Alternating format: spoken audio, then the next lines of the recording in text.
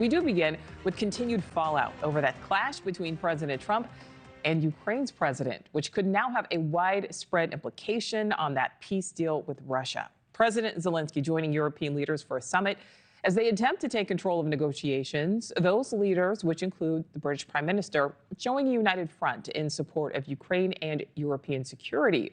This, of course, comes after that White House meeting between Trump and Zelenskyy turned into a shouting match Friday.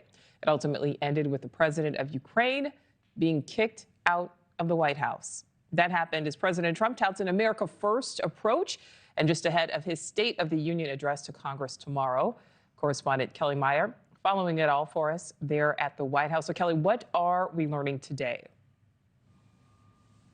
Yeah, good afternoon, Nichole. So the White House today saying they welcome Europe stepping up as questions remain today over continued U.S. support for Ukraine after that chaotic ending to President Zelensky's visit here on Friday. And I want to get to a Truth Social post just posted by President Donald Trump, again, criticizing Ukraine's president. If we have it, we could bring it up. If not, here we go. There it is there. It says President Trump, he is taking again to Truth to criticize Ukrainian President Zelenskyy, who said over the weekend the war with Russia is, quote, very, very far away. Trump calls that, quote, the worst statement that could have been made by Zelenskyy, and America will not put up with it for much longer. He adds there, quote, this guy doesn't want there to be peace as long as he has America's backing, and Europe, in the meeting they had with Zelenskyy, stated flatly that they cannot do the job without the U.S. So he's referring to that weekend meeting between European leaders led by UK and France, who were just here with President Trump last week at the White House. They are taking the lead on this European effort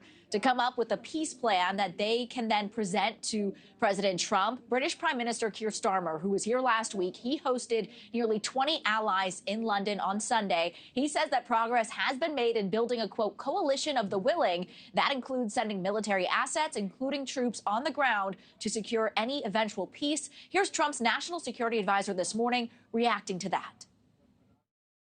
We welcome Europe stepping up for Europe, but they have to also invest in the capabilities to do so. And all of that was evident and repeatedly communicated with the Ukrainians before Friday. And he could have then left with an economic guarantee that would have benefited Ukraine and I think the world for a generation. So it's really confounding to us why we had such hostility coming into the